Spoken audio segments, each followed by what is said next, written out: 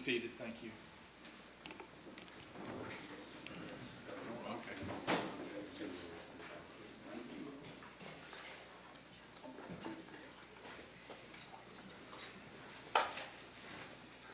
We're back on the record.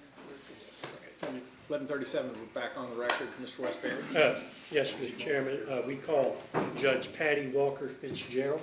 Yes, sir.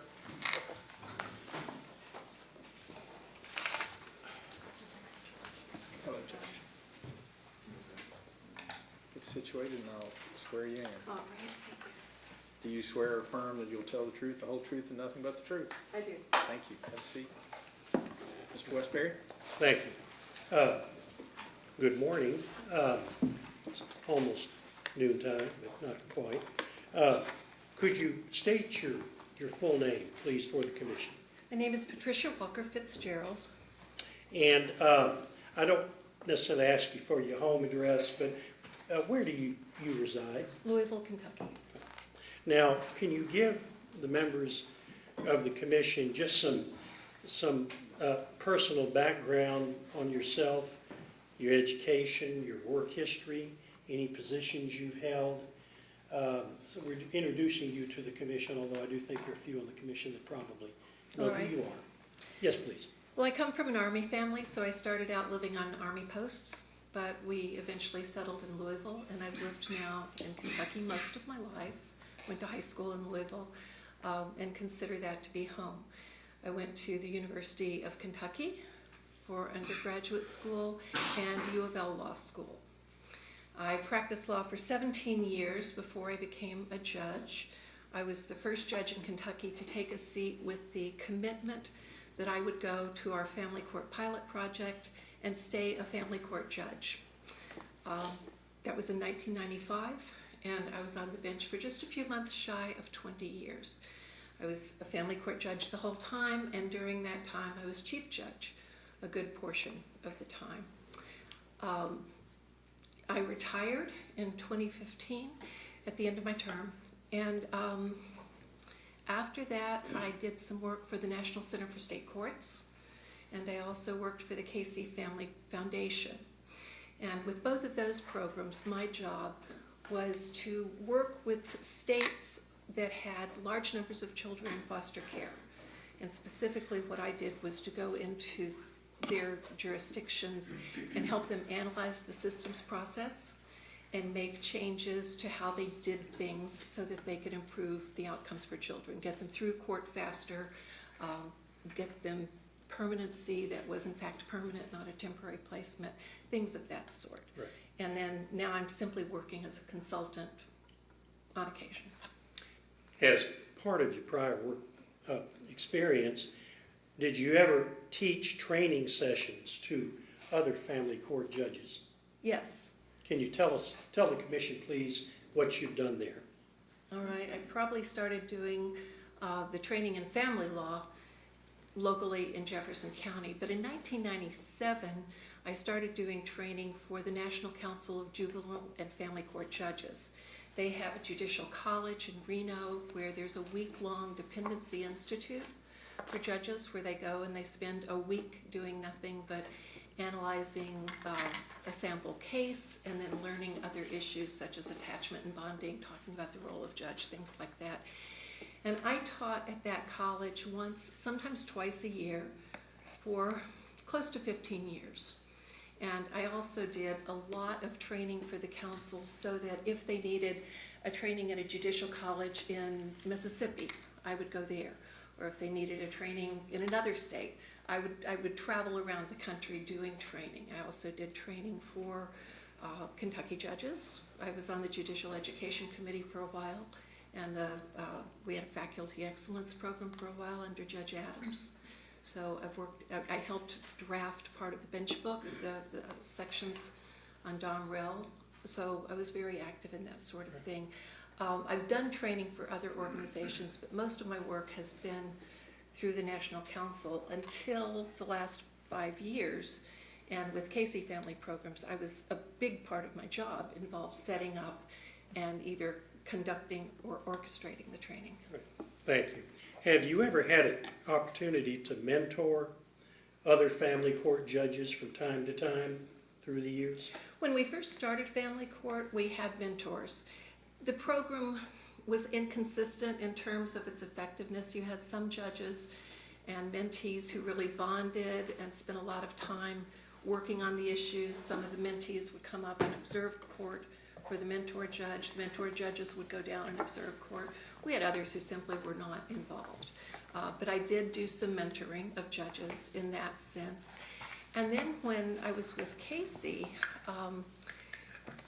again, my job was to go into the specific jurisdictions and be hands-on, and some of them I was there once or twice a month, and I would spend several days at a time, and what I would do would be to meet with the judges and the other stakeholders, and I served as a mentor to those judges. My job always involved sitting down with the judges at the beginning, talking with them every time I made a site visit to work on different issues, and then meeting with them before I left, and having frequent contact in between visits. Yes. As part of what you've just described to the commission, did you ever spot any problems that were unique to what I'll call new judges? Well, they tend to be slower than other judges. It takes them a while, especially with the docket. The district court dockets, they're typically slower. Their cases last longer because they're rethinking every issues. On the circuit cases, they're often slow getting out their decisions. They want to be perfectionist, and it takes a while to figure out that you do more justice, better justice, by getting out your order quickly, even if it's not perhaps as well written as you might like for it to be. They have a lot of questions, and some of them are lucky enough to have someone that they can go to for answers. When I first became a judge, I was in the early days at the Judicial Center, I was suite mates with Judge Mary Corey, and I was probably in her office 3 times a day saying, what about this, what about this, what about this? And we had a standing rule in Jefferson County where if a judge, new or old, had a question, they could just go knock on the door. Even if you were in the courtroom, you would take a break, because if a judge needed some advice or someone to bounce something off, we were there to help each other. That's really hard for the judges out in the state, as some of you would know. They don't always have someone to go to, someone who's just right there to talk with. But just learning the docket structure, you don't learn before you go on the bench unless you're lucky enough maybe to have a really good baby judges program. You don't learn how to manage a docket early on. That you do that a little bit over the years as you go to judicial college and talk to other judges and maybe have a program, but you do it mostly by trial and error. So the docket issues with new judges are not uncommon. And then understanding their role is sometimes difficult for new judges. We deal a lot with judges stepping outside of boundaries. I mean, when I was chief judge, I had to work with my judges constantly, not just the new ones, on issues of boundaries, behavior, ethical issues, because that's not always something they're thinking about when they're trying to get the job done. Thank you. My next question, I'm not asking you to be immodest, but can you tell the commission whether or not you've received awards in connection with your service on the bench and the practice and the adjudication of family law through the years? I've been named Judge of the Year by, is it the Bar Foundation or the Bar Association, I guess. I've received an award from Justice Lambert when he was the chief judge for some of my work in education of judges. I've received recognition from local and state CASA groups, from foster care review boards, from University of Louisville, from a number of civic groups, Yes. things like that. Thank you. There's been a term that's been used in this hearing the last several days, best practices. And I know there's some members of the commission, perhaps all, that have a good understanding of what that involves. But just for the benefit, really, people like me, how do you describe best practices? What does that mean in the context of being a family court judge? It's a term of art that deals basically with the way that you approach cases. There are certain foundational elements that are considered good practice. It involves things such as docket management, getting out decisions timely, decorum in the courtroom, proper representation. In family court, we're responsible for the appointment of GALs and parents' attorneys, just managing your court so that you achieve the best outcome that we can get for families and do it in a competent, culturally sensitive, appropriate manner. Right. Are there any resources that a person could find that would steer them towards these best practices, or resources that you're aware of, Judge? In family court, and especially on the dependency docket, we have a huge amount of those. Probably the National Council of Juvenile and Family Court Judges would be the best known to family court judges. They developed for the dependency docket a book called Resource Guidelines back in 1995, and it sets out what would be considered best practices for how to handle dependency dockets. And this was an interdisciplinary group. It had associates from the Bar Association, from the Council of Chief Justices, from COSCA, from NCSC, the National Center for State Courts, state court administrators. It had child development people on it. It had social workers, child welfare people on it. And it laid out what was a guideline for judges, suggested ways to hold hearings. It talks about everything from who should be present to suggested lengths of time for each hearing, what questions should be asked. It has what we call bench cards, which are large laminated cards that just sort of give you bullet points of things that you might want to be sure to check to make sure that you've covered everything.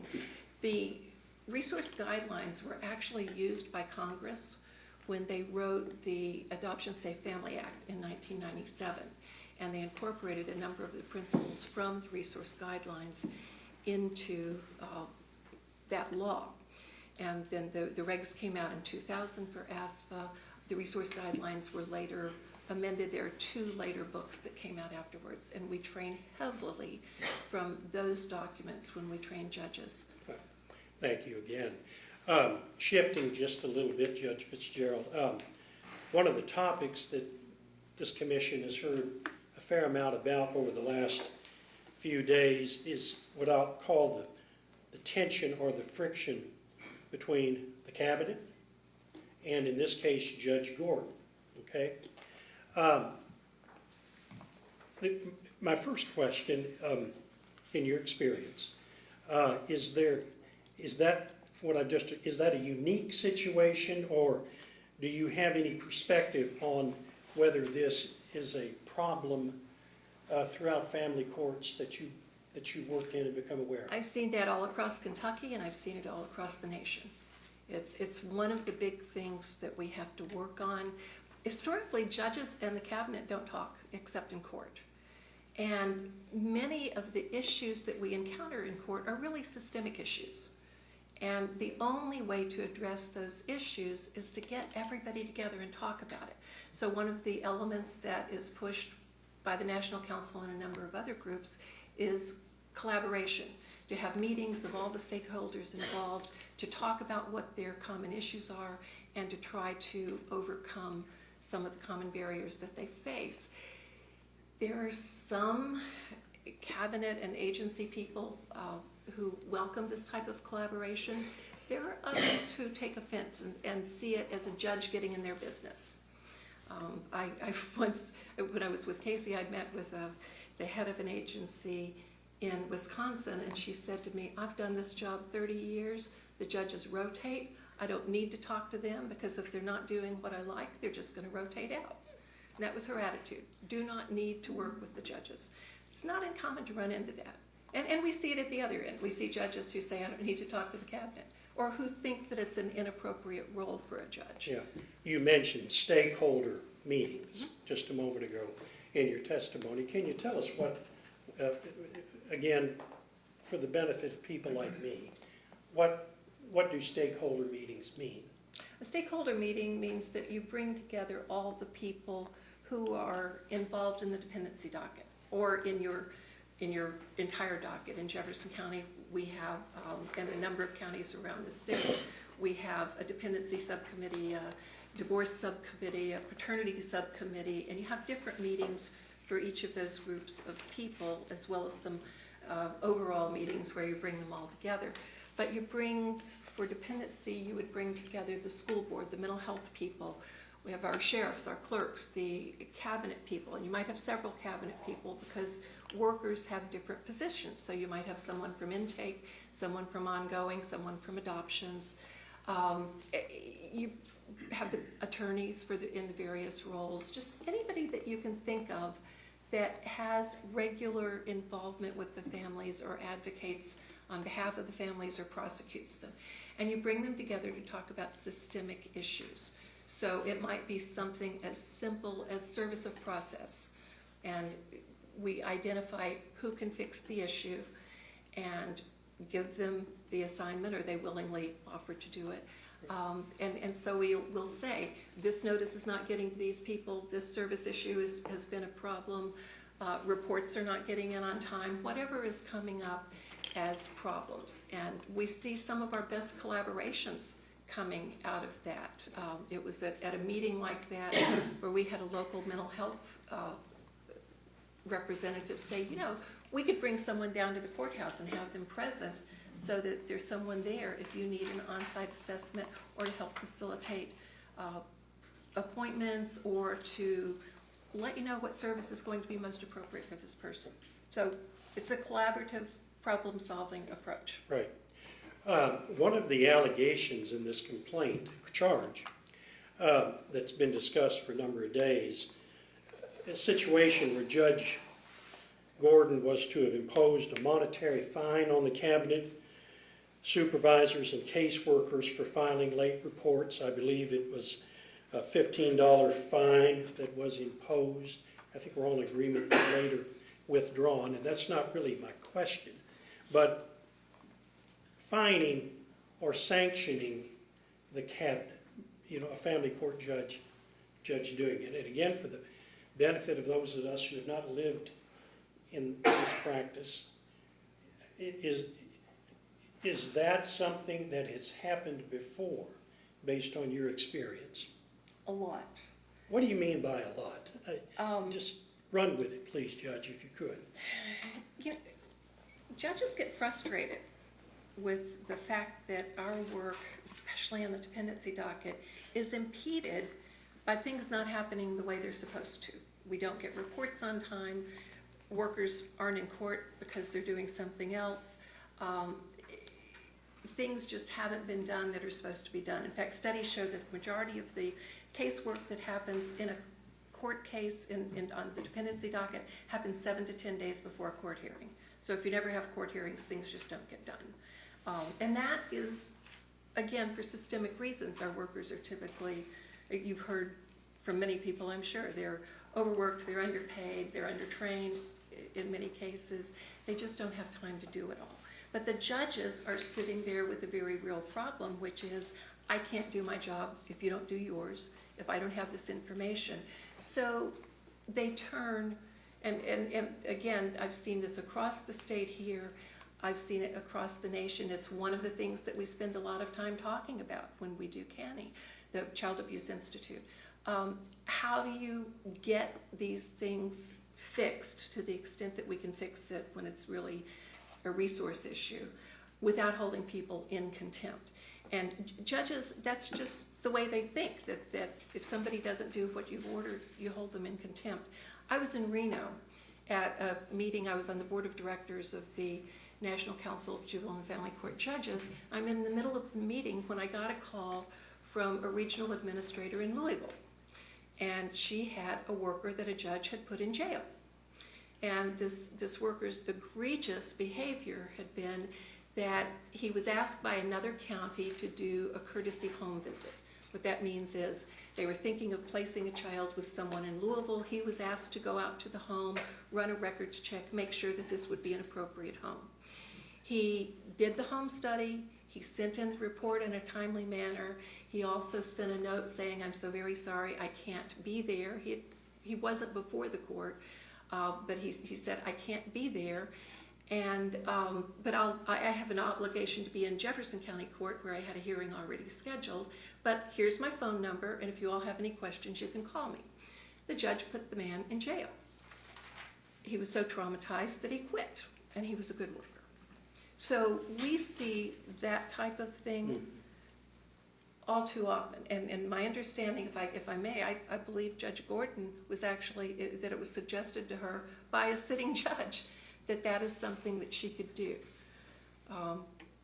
So not a, well, go ahead. Sure, no, thank you. The example you just used about the other judge of jailing somebody, it sounds like you don't object to the notion that cabinet workers should receive equal consideration for their workload, the stress and the difficulty that their jobs entail? Absolutely.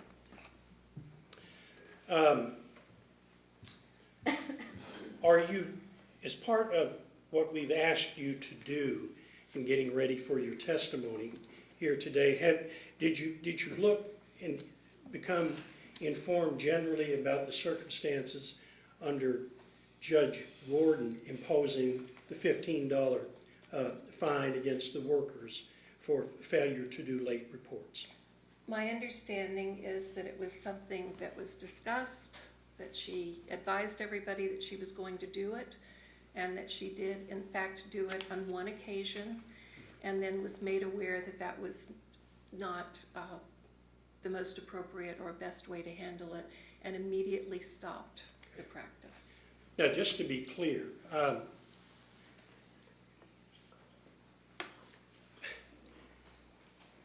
that mistake that she made, that she stopped, I mean, is that unusual that a judge in her situation might make that kind of mistake at the beginning of her career on the bench? No.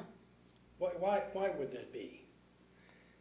If you can elaborate, please. Well, again, it's done by a number of people. She was told by a sitting judge to do it.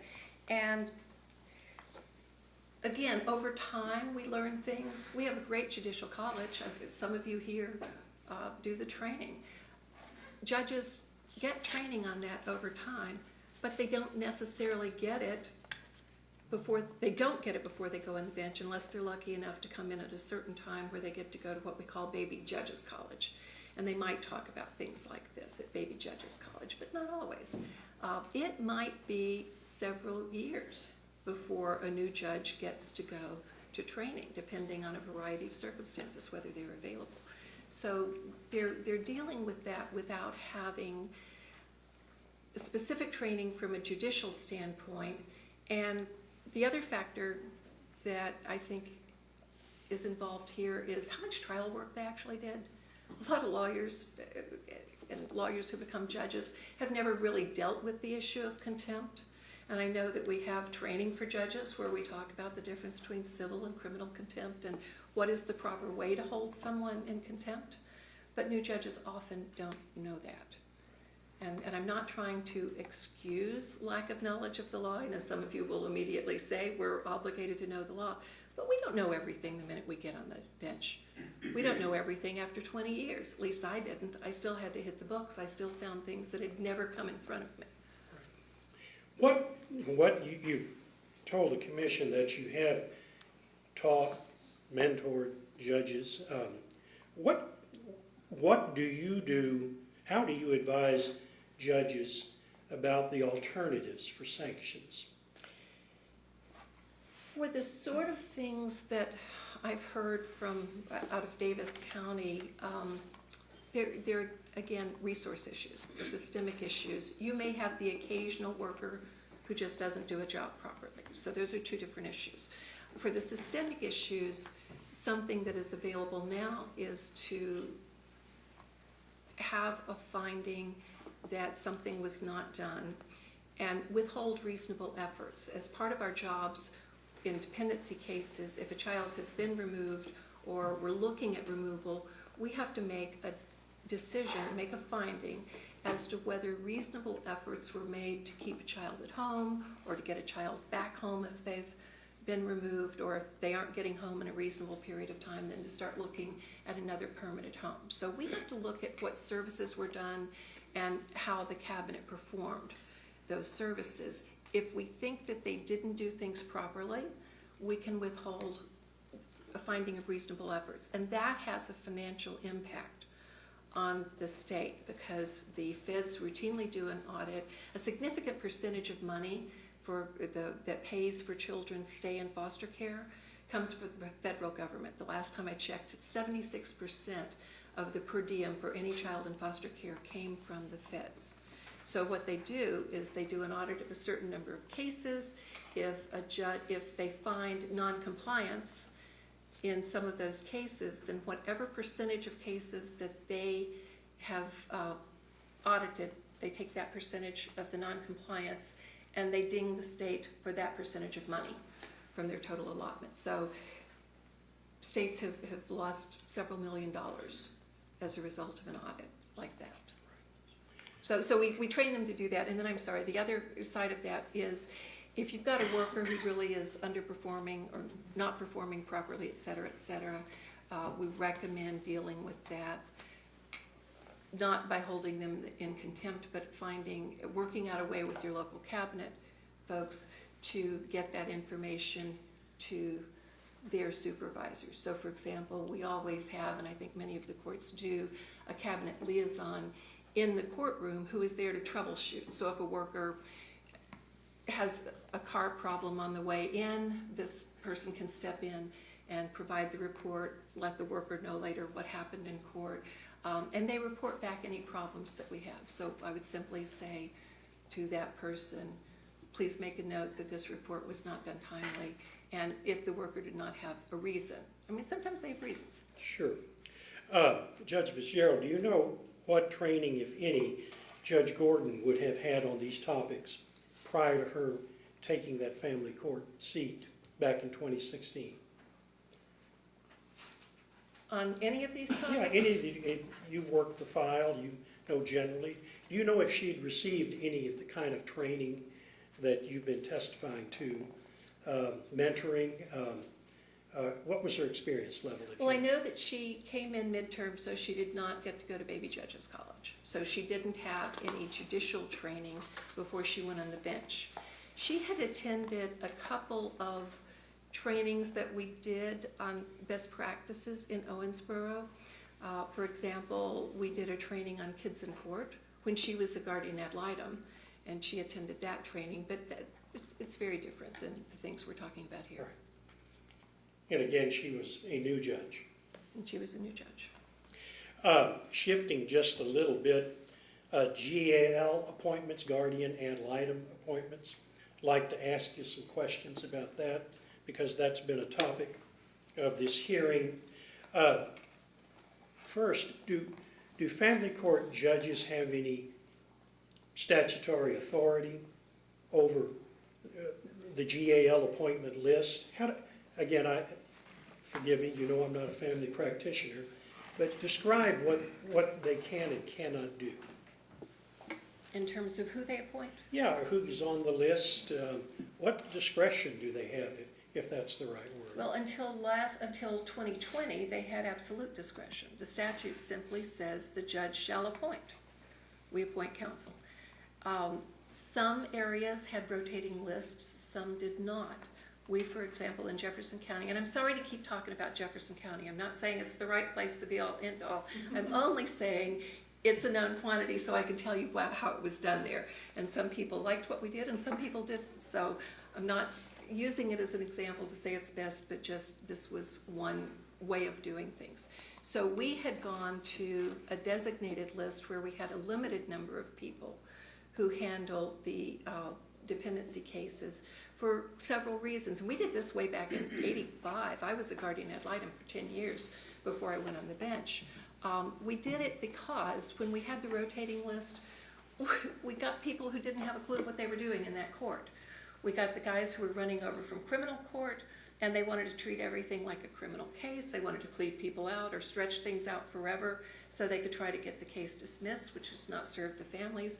They would tell people not to engage in services when that would lengthen the amount of time that a child was going to be out of home, but they were thinking in terms of don't further incriminate yourself. they were just there to be on the list and make an extra few dollars. And getting them there was always a problem because they were always in court somewhere else. So we chose a group of people who would commit to being educated on what was involved. These are people who would make sure they knew the dependency law. They would go to trainings on attachment and bondings. They would learn about the effect of substance use on parenting and the ability to bond with the child, all of those things. And they would agree to be there on their dependency day. So if you had Thursday morning, you agreed that you would not take other cases and you would avoid conflicts for Thursday morning so that you were always there. And that was done a lot, and I'm sorry, I am going on about that, but it was really critical. So until 2020, judges could choose who they appointed, and some people used the rotating list for other valid reasons, some did not. In 2020, there was a revision to the statewide family court rules, and at that point, there was a mandate that judges have to use a rotating list, and that the list has to be open to those who would want to be appointed. Even that list, however, says that the judge may deviate from that rotation and may appoint another person when that would be necessary or in the best interest of a litigant. And so they still have the authority to move away from that rotating list should they decide that it's important for a particular litigant. Continuity appointments, am I using that term in the right context? Right. Some families come into court more than once, sometimes more than twice, and it helps for in a variety of ways to have the same attorney. They know the client. Hopefully the client has faith in them. They know a bit about the family dynamics already. They don't have to spend time getting up to speed on the case.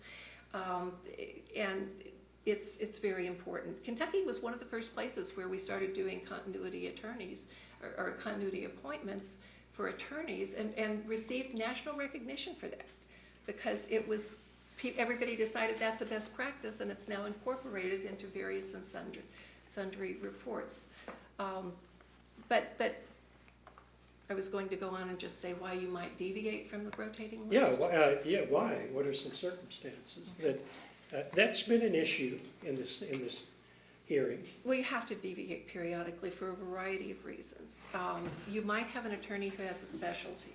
So, for example, if you have an attorney who also does criminal law and you have a parent who has concurrent criminal charges, it might be beneficial to have that attorney representing them. That's not really the most common, but if there are serious criminal charges, it sometimes helps. You might have a parent's attorney who works well with people with mental illnesses, and you might want to use that attorney if you have a parent that you know has mental illness. You might have one that does well with any variety of issues and has experience, so you would do that. There's also the issue of availability. Kentucky statutes do not provide for appointment of counsel for parents until the end of the first hearing. And the first hearing is the very most important hearing in the entire case. So for a long time, many of us have asked attorneys to cover the temporary removal docket, the first hearing, and to be there to represent the parents. And if that's who's there, if you need someone to talk to the parent and to be with them that day, you may appoint that attorney. So a whole slew of reasons for deviating. Sure.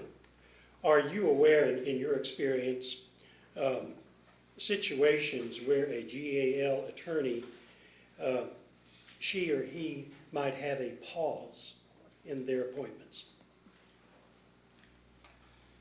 Well, we have an obligation to ensure that attorneys are properly representing their clients, that they're doing it without bias, that they're properly prepared, that they advocate ardently for their clients.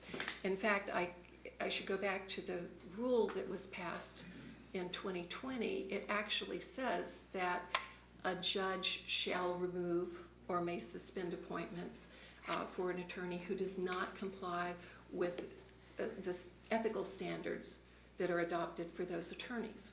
And ethical standards include all the standard, you have to be a good and diligent attorney, but they also include such things as an obligation to be culturally knowledgeable about your client, to be free from personal bias, not to impose your own biases on people, and things of that sort. And it is quite common, if a judge finds that an attorney is not doing a good job, to get rid of them. Now, it's really hard to fire someone, especially if everybody knows everyone else, and it's not a terribly popular thing for a judge to do. So that's why we built into some of the local rules, and what made it into the statewide rule, the judges have to review the appointment list at least every 4 years. And that's considered a nice out for judges who would like a gentle way to get rid of attorneys who are underperforming. Right. Well, that was my question. In your experience, is there anything unique in what you described? A pause or removal or a temporary suspension, whatever term you're comfortable with? No, our job is to make sure that the people for whom we appoint attorneys have ethical and diligent representation. And if they aren't getting that, it's our job to remove those people. Right. Have you ever had to do it yourself Yes. as a judge? More than one occasion? Yes. Not often, because I was able to screen them pretty well, having been GAL first. Right. But, and I put them through a pretty rigorous training before they were able to start getting appointments. Right. But yes, even then, it happened. Did you talk to them Yes, before any action may have been taken? yes.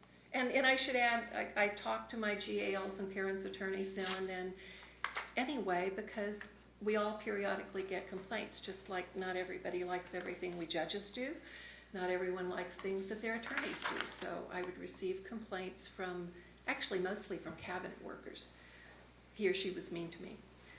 He snapped at me in the conference room when we were talking. He didn't respect me, things like that. So I would periodically have to pull some of my more gruff attorneys aside and say, this can't happen.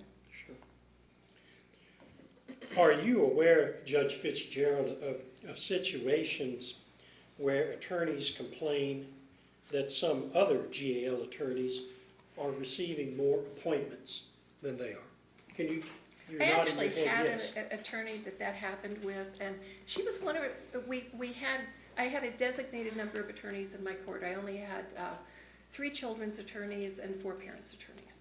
And one of the children's attorneys complained that the others were getting more appointments than she was. Well, there was a reason. Number one, the other 2 had been doing it for years, much, much longer than she had, and they had many more of the repeat appointments. And the other thing was, they were the ones who were always volunteering to cover the temporary removal docket. And if I had, or the emergency docket, if I had them present for a removal, then I was going to leave them on there for the continuity of the appointment. I wanted the same attorney who had already met the client, already established a rapport with them. I wanted that same person to stay on. And then one of the attorneys was really good with mentally ill people. And I always used him on my cases involving mentally ill parents, because for some reason he could get them to understand things that no one else could. And he was able to get more compliance with the parents, and we got better results by using him. So, I'm sorry I switched there to parents No. attorneys. But. Thank you, Judge. Are you aware generally of any actions that Judge Gordon may have taken in this fact scenario that you've been discussing to temporarily suspend or pause an attorney? My understanding is that she temporarily suspended appointments involving an attorney whom she had been told had made some pretty strong statements about people who had substance abuse issues. Right. And I mean, in your experience, is that something that would be appropriate? I can tell you that if I heard one of my parents' attorneys had made a statement like that, I wouldn't want them on my docket. So yes, it was appropriate for her to stop, and it was appropriate for her to speak with the attorney to make certain that it wouldn't be happening or affecting that attorney's handling of the case. And have you seen any charts subsequent to that incident? That particular attorney, out of, I think the number of appointments from 2017 to 2021, she was the highest, she had the most number of appointments. She and one other person had over 100 appointments more than the other attorneys on the list. So And nothing I in don't think it harmed her Right. practice. Right. And again, nothing in that situation struck you as unusual? No. Let me ask you, but shifting gears again, in your experience, do family court judges on occasion order drug tests? Constantly. You know, again, for the benefit of those of us who don't know as much, can you tell us why that's necessary? Because the vast majority of the cases that we have involve substance abuse, and what percentage varies depending on who you're talking to and what year you're talking about it. But it's some people estimate as many as 95% of our cases at least have some degree of substance abuse. We've done case reviews where we've tried to figure out what percentage out of a certain number of cases had it, and it's easily anywhere from 80 to 90%. So we're dealing with safety of children, and we have to know if a parent is using in order to make decisions such as whether a child can remain at home or whether a child can safely return home. So the drug testing is a tool that actually benefits the parent as well as the child, assuming the parent is complying, because it makes it easier for us to have the child there and to work with the parent without jeopardizing the child because of ongoing substance abuse. Right. So the vast majority of our cases have drug testing, and how long we drug test varies from one case to another. Thank you. Judge, are you aware of the circumstances in this case where Judge Gordon would have had some drug testing performed, in particular within her office? Yes. Can you tell us what you know about that? My understanding is that she and her staff were trained as to how to do drug testing, and that they would on occasion test people who were in the courtroom. Right. Do you know if there are any problems with the way it was done in her chambers, her office? In terms of the performance of the test? Yes, Judge. I'm not aware of any. My understanding is, as I said, that they were trained, that AOC knew about it and had worked with them on that issue. Are you familiar with any circumstances where a family court judge may have overstepped when ordering a drug test?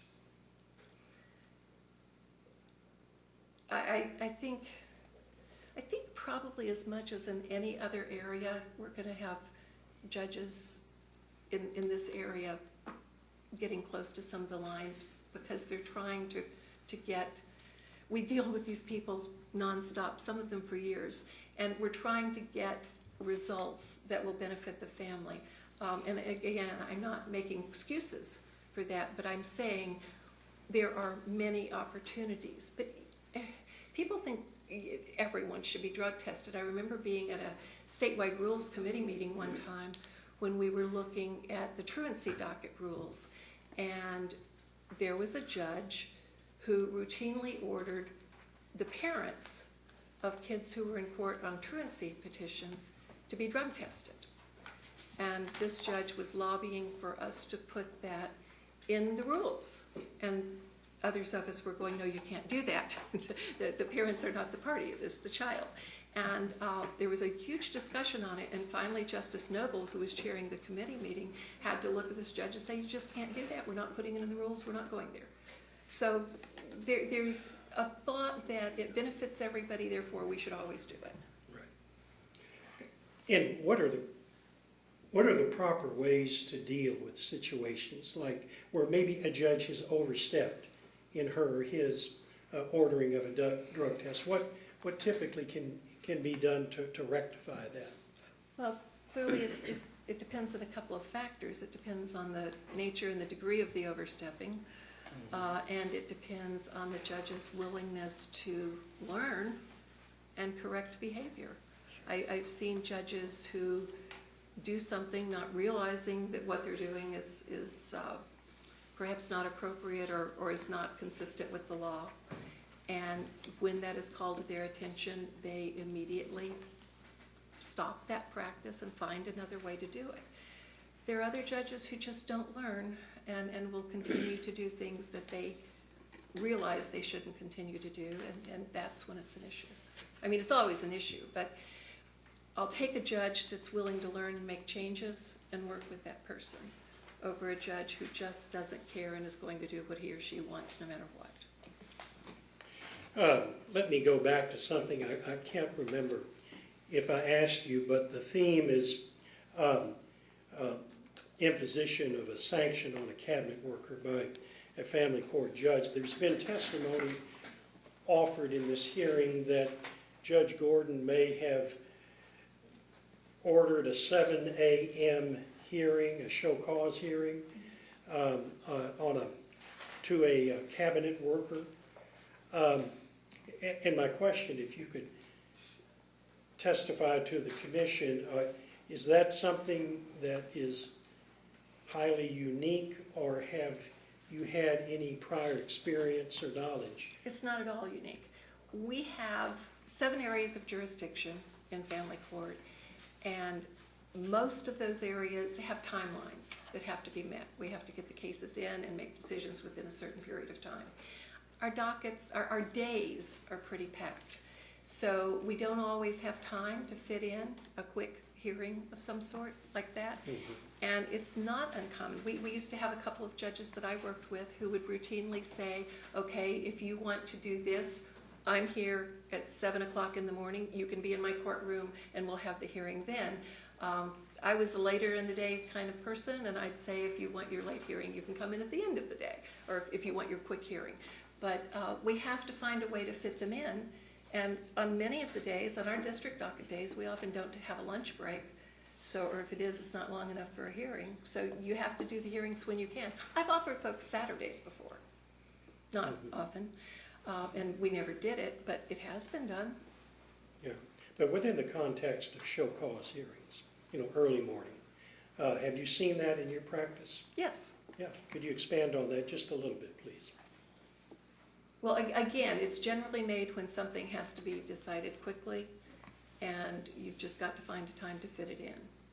Okay. So, I mean, should- I could name specific judges who held them early in the morning if you want me to go with that, but somebody, you mentioned to me somebody I hold in very high regard. well, Stephen George used to, I've known too many Georges. Stephen George used to hold 7 o'clock hearings, and he is a highly respected family court judge. Used to be. He's no longer on the bench, but he did. Judge Garvey did. So In Jefferson. in Jefferson, Yes. and I'm sure judges out in the state did as well. Right. Shifting gears again, children in the courtrooms. That's been a topic of quite a bit of testimony the last several days in this hearing. The question is, what is the standard in Kentucky for a family court judge to require children to appear in court? Well, there's not any requirement that we have them here in Kentucky. We would be looking at normative practice, at what's considered best practice there. We'd be looking at the recommendations of groups that have studied this issue, and there are a ton. So what we normally teach when we teach the issue of kids in court is to look at what the National Council of Juvenile and Family Court recommends, what the National Association for Counsel on Children recommends. We look to in fact, I brought someone from the ABA Center for Children in Law to Owensboro to do training. We both did the training together on kids in court. Shall I discuss a couple of those? Yes. Okay. So first of all, this issue's been around forever. In the first resource guidelines, the National Council said back in '95, age-appropriate children should be in court. And they quickly modified that to be the child who is the subject of the proceeding should be in court. So this is not a new thing. And we've been teaching that kids should be in court since '95. So it's an important enough issue, and it's been around long enough, and it's gotten mainstream enough that its midwinter meeting in February of this year, the ABA passed a resolution which says in pretty strong terms that every state, territory, Indian nation, et cetera, should pass legislation establishing a presumption that children will be in court. And they go on to say that excuses such as we think it'll be traumatic for the children unless there's documented trauma, that the excuse that we don't have transportation, the excuse that a child will miss school will not be grounds for rebutting the presumption. So this is established by them. The ABA Center for Children in the Law has been promoting children in court for a number of years. The National Association for Counsel of Children says children should be present at all proceedings, and if their presence is waived, it should not be until they have first come before the court and been made acquainted with the court has a chance to learn something about them, et cetera. And a theme throughout all of these is that for a child not to be in court should be the child's wish, not anybody else's determination, that if the child is old enough to have a wish, that it is the child that makes the decision. This is really hard for a lot of judges because it's counterintuitive. We want to think that children will be traumatized by being there. In fact, the studies show, and there are a lot of studies on this issue, that one of the most traumatic aspects of being in foster care is not getting to go to court. That it's one of the biggest complaints that kids have about not being in court, that they talk about how this is my life and everybody's talking about me and making decisions, and did they even know who I am? Do they know what I think? Do they know what I want? They don't, sometimes they don't know who's telling them the truth because they have visits with their parents and the parents say one thing and then the worker says something else and then the GAL may say something else. They don't know. And we do panels routinely, bringing children in who have been in foster care to talk about why being in court is important to them. So this is fundamental that we have to have kids in court. And I can remember when some years ago, we started doing training around the state on these issues. And there was a judge, Lucinda Masterton, and I know she won't mind if I tell this story, in Lexington, was very opposed to it. She was just absolutely convinced that this would be a major, major issue. So she finally said, okay, I'll try it. And she started bringing children in for periodic reviews where they've been in foster care for a while and we have to take a look at how they're doing and what's going on. And historically, those are done without the child too. So she started bringing the children in, and she came up to me one day and said, "Got to eat my hat on this one. You all were absolutely right. Children need to be in court." But she did not believe it until she had that chance to be with the children and know that that really was something they wanted to do. Now, are there kids who don't want to come to court? Of course. And those children should have the option. In terms of Judge Gordon, I'll point out that the audit that was done by National Council of Juvenile and Family Court Judges says that of 6 cases, there was only 1 child who was present out of those 6 cases, and that they normally seem to defer to the social workers as to whether a child should be present, and that they also were told by stakeholders that the judge always tried to get the kids in and out. It was a priority then in Judge Gordon's court based on what you know, that the children would be in the court. Yes. You referenced what the National Council of Juvenile and Family Court Judge, a report that you've reviewed that was issued for Judge Gordon's court. Briefly again, what does that refer to? The audit, you mean what is that about? Or, I'm sorry, what was the question again? Yeah. What does what refer to? What I'd like to do, Mr. Chairman, is approach the witness with what we marked Certainly, yes. as our exhibit number 1. I do have some extra copies for the commission.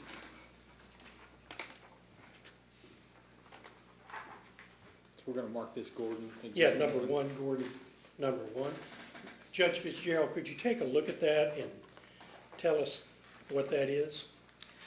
All right, this is an implementation site report, report of a site visit. And I guess first people would need to know what an implementation site is. Yes. sure. So, the National Council started in '96, the year after the resource guidelines came out. They started a project called the Model Courts Project. One thing, without objection, I believe I would move its introduction into evidence. No objection. No objection. I do have extra copies for the commission, if they want them, or they would rather listen, I don't. If you have some extra copies, why don't you just go ahead and place them over Yeah, there, and they just can, go. if they would like to pass them around, that would be great. Give us a second. So while you're, the Model Give me Court, just a second, Judge, give Sure. the commission just a minute to circulate them. I hope I have enough. I think I do.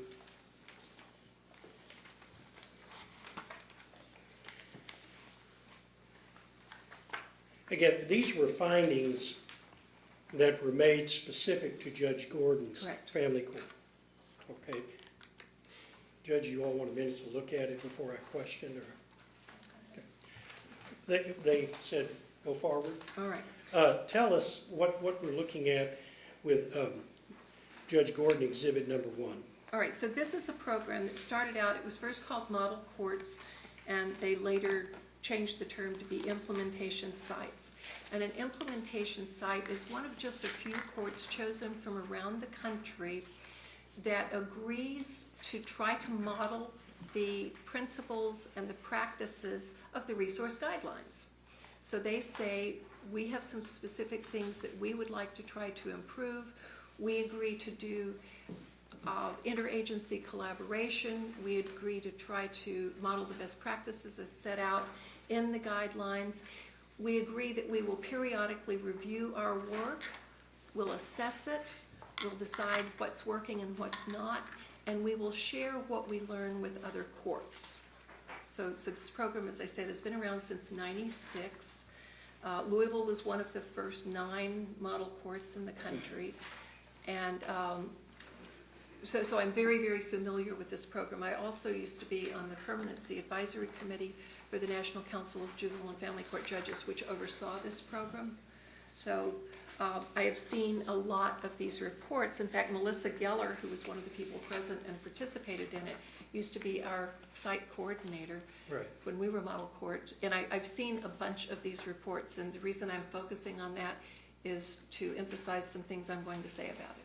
Now, the date of the report is September 11, 2019, revised a few months later, January 23, 2020.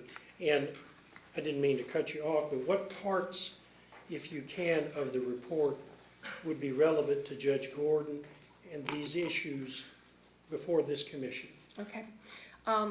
This was a site visit they made in July of '19, and it's thorough. It's one of the longer reports that I've ever seen, and it's also, without question, one of the most favorable reports that I've ever seen.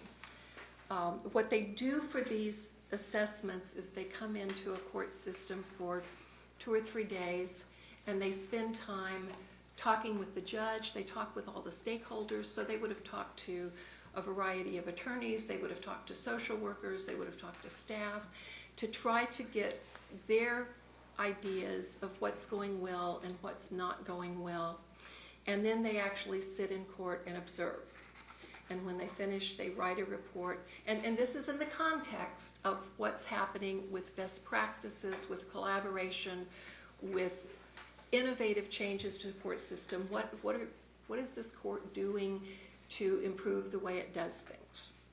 So as you look at this, they report several things. First of all, they talk about the fact that there's a very heavy caseload, that we have a judge who came in with the establishment of family court, and folks had 2 observations. One was that there may have been additional delay when they started family court because they took away, 5 people, 2 or 3 judges and a couple of commissioners who were hearing cases, and replaced it with 1 person. So suddenly you have less access to court, so the hearings were the days were longer. So they talk about that, but they talk about it in the context of a systemic issue. But they also talk about what the judge did to improve the docket. And they say that she has improved things from the way they used to be. So for example, historically, cases are just scheduled, everybody come at 9, everybody come at 8:30, everybody come back at the afternoon at 1 o'clock. They're just all given one time to show up. And what she started doing was staggering the times that people were told to come to court. So instead of coming at 8:30 and waiting all day, you might come at 10. You might still have to wait, but you don't have to wait as long. And they felt like that was a positive improvement. They started doing the stakeholder meetings. They started working out some of the kinks in how things worked. They do note here that as time went on and some of the changes were implemented, that the dockets ran smoother and that they didn't last as long. So there was progress in terms of the docket management. They talk about the fact that the collaboration and the communication between the various court partners has improved during her tenure because of the stakeholder meetings that they were doing. They talk about most of the complaints that they had were systemic complaints. They talked about the fact that they didn't have enough resources, the social workers were overworked and didn't have time to do their job. There's always the occasional complaint about an attorney here or there. The main complaint that I saw about Judge Gordon was that some people thought that she took too much time in cases and other people thought she could take more time. So that's not exactly huge. And I think there was one other comment that was about the judge, but really pretty much everything else is systemic. And the people that they interviewed appeared to be positive with how things were going.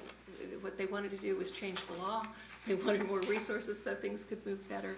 But in terms of the court atmosphere, they felt that things had improved over the original system, pre-family court, and that they had improved consistently during the time that Judge Gordon was there. They talk about specifically looking at examining the courts and looking at overall compliance with the resource guidelines, and most of what they document here is pretty good. They make some suggestions, but there's no glaring issue that's standing out here. No major complaints from the stakeholders, and I've seen reports where people are just stabbing each other in the back and can't say enough bad things about everyone. So when I read through this, I came away with the impression of a court that is working pretty well, given that you have a large number of people who historically are at odds with each other because of the nature of the different disciplines. I mean, we're an adversarial system, so they're historically at odds with each other. I think I mentioned the cabinet not uncommonly feels threatened by some of the changes that are made. And as you can tell when you read this report, a lot of people were dissing the cabinet and being critical of their work and their efforts. So they don't feel supported by the attorneys and the judges in the system sometimes. But you really get a system, or the impression reading through this, that you have a system where people felt like things were getting better and they were going to continue to get better, and that's huge. And I guess I should add that one of the components of the model court, or the implementation sites, is that when they select a court, they select it based on an application that is submitted by the jurisdiction. They select it based on a court's willingness to assess its own work and on the leadership qualities and potential of a judge. So we have some systems where we think you could really use this, but if you don't have a judge who is a good leader and who's good at bringing groups together and establishing some collaborative spirit, then it can't be successful. So they picked out a judge that they thought was someone with that promise, and then they note at the end, this judge is doing everything that we had hoped she was doing. She's made substantial improvement, even though she's only been on the bench for 2 years, and she is an appropriate judge, and this is an appropriate program to continue because we are very pleased with their results. One of the more favorable reports from this group? Absolutely. This is one of the best that I've seen in terms of looking at things. And these folks don't hold back. If they get something really, really sensitive, they might take it to the judge in confidence, but for the most part, they put everything that they see and all of their conclusions in these reports. So if there were terrible problems there, nobody told them. Gotcha. Shifting gears a bit, Judge Fitzgerald, talk about the management of a family court docket. Do you have any knowledge or experience in situations where a docket can ever start late? Sure. Things come up. You might walk into your office planning to put on your robe and walk straight into court, and someone comes in with an emergency custody order that needs to be signed and reviewed And that forgive me day. if I asked you about this earlier. I don't think I did, but please continue. No, I don't think so. I mean, just things come up. I've started to go in court and I get a call from another judge in another state about an interstate placement issue or who's going to take this case. We need to decide our jurisdiction. And when a judge calls from another state and says, I need to talk to you, you take that call if you're not on the bench at the moment. So things come up. You might be waiting. The cases might not be ready. You might not have all the parties present. Workers running late and ask you to hold the case for a few minutes. Any number of things. So it seems to happen more frequently than not? I don't know what you mean by frequently. I would say that it is not uncommon for an occasional late start to court. And what I would look at in looking at that issue is it something that happens routinely? Are they unreasonable delays in starting court? Are we talking 10 minutes? Are we talking 3 hours? Yeah. You know. But it's not necessarily an indication that a judge, his or her, are shirking, if you will, from their responsibilities.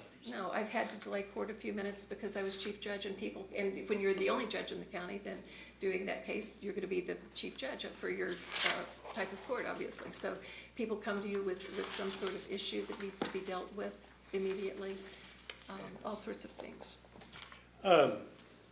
Shifting gears a little bit again, Judge Fitzgerald,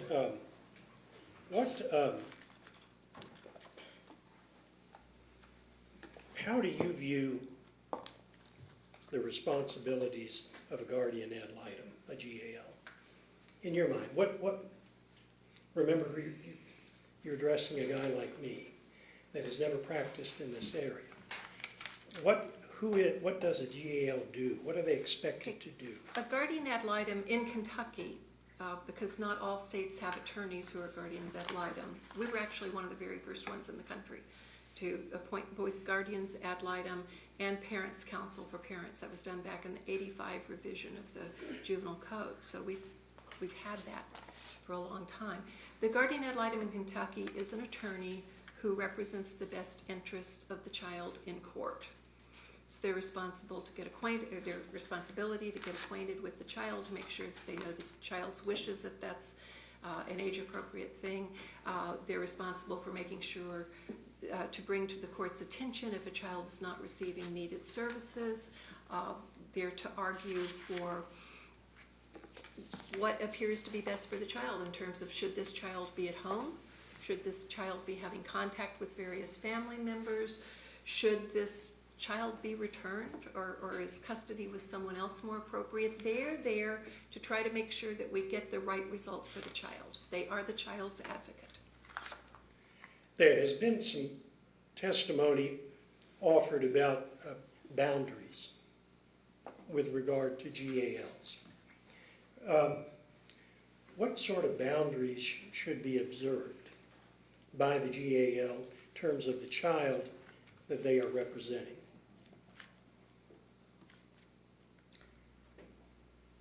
Well, they're to do diligent and ethical representation. I mean, their role is that of a representative in court. They have to do whatever they need to do to make sure they have the information needed. I know that there have been a lot of discussions over the years about whether they should be required to make home visits and should they go to schools and things like that. So you find differences of opinions among judges on that. but their role is essentially that of a court advocate. Yeah, no, So- that's fine. We may expect some more questions perhaps on that area. I guess I'm hesitating because I think there may have been some suggestions, so maybe I should address that some of the GALs did more than just engage with the children in court or pertaining to court. I've seen cases where GALs, for example, would want to provide transportation. Oh, I'll drive the child to Buckhorn if no one else can come get him or bring him here, stuff like that.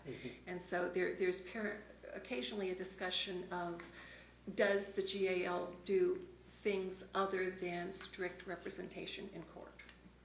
And that occurs periodically. You have some GALs who really are willing to go to any limit that they need to see that the child gets what they need that day. Judge, you were retained by our office to consult and offer some of your own opinions as to the practices that we've been talking about for the last hour. So if I said that about right? Yeah. As part of what you've done through our office,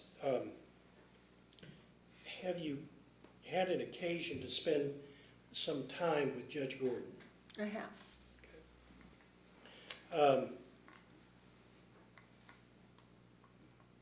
Just what are some of your observations? Okay. If I may, I'd like to mention one in light of one thing that I failed to mention before, and that's docket management. But I can say that in the context of she really tried to fix it. When I was with the National Council, I worked with a group of other judges from around the country to try to find a way for judges to do time certain calendaring, to get cases in at a certain time and not have the docket go forever and ever and ever into the evening. We were looking for ways to deal with congested dockets. And what we found was we didn't find a court in the country that was able to do time certain calendaring and really good docket management of those district dockets unless they had enough resources. So it usually came down to having enough judges, or in some instances we found that, for example, a judge that did only juvenile delinquency and dependency, so they had a lot of latitude in when they could schedule things. I'll do my removal hearings on this day, I'll do my reviews on this day, I'll do my trials on this day.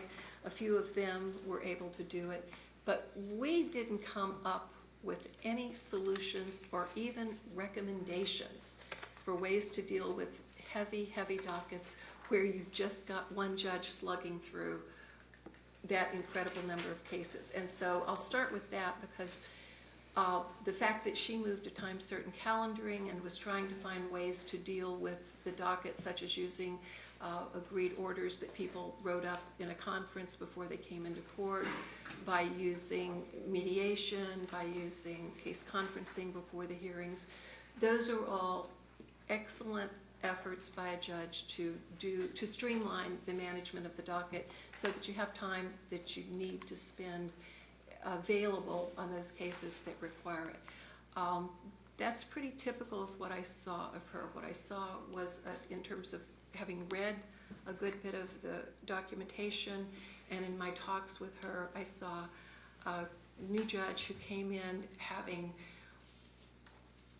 been trained on a lot of the things that we preach about doing, kids in court, et cetera, et cetera. She wanted to implement changes that were going to improve the court process in Davis County. At the same time, she's trying to get a new family court established, and she's a new judge. She did a lot of things right. She was really trying, and it was clear that the council folks who came and did this audit of her were impressed with what she did. In talking with her, I found that she's very knowledgeable of the law in the area of dependency. She was able to cite chapter and verse on why she was doing things and why she was not doing things. She made some mistakes, and I think of them mostly as newbie mistakes, but things that someone new to the bench did and will learn quickly not to do. And what impressed me is that she made those changes. on her docket. And I'll give you an example of comparison. I was asked by a judge not too long ago to sort of do an informal assessment of her docket and give her some suggestions on what she was going to do. And by the time I finished, I was thoroughly depressed because my assessment was that judge isn't going to get any better. She's going to keep making mistakes because she just doesn't get it. She doesn't get the law, she doesn't get the process, and she's a dear soul, but this is not really where she needs to be. I don't see that of Judge Gordon. I see Judge Gordon as someone who has showed leadership potential, someone who reads and knows the law regarding her cases, and someone who's trying to do her best. So I will take someone that I can work with and mentor, and I would expect this judge to keep getting better. If she's allowed to. If she is allowed to do so, yes. Of course. But again, I'm not going to make excuses for the mistakes that she made. Should she have not made some of those mistakes? Possibly so. Did all of us make those same mistakes when we started? No. Everybody doesn't. But we all make different mistakes. And I think where someone made a mistake of law and quickly fixed it, I don't know that we want to hold that against someone in perpetuity. I would look at what changes did this person make? And are they otherwise getting things right? You know, are we looking at an isolated bit of events here?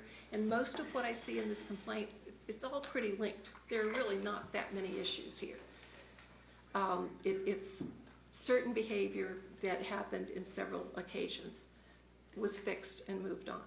So would I say I don't want to see this judge on the bench anymore? Not from what I have seen. Have you mentioned in the past you've mentored earlier? Have you offered something similar going forward for Judge Gordon? I have offered that if she is permitted to return to the bench, I would be happy to work with her on some of the issues that have been problematic and to be available. If she needs someone to contact and run things by periodically. Right. Thank you.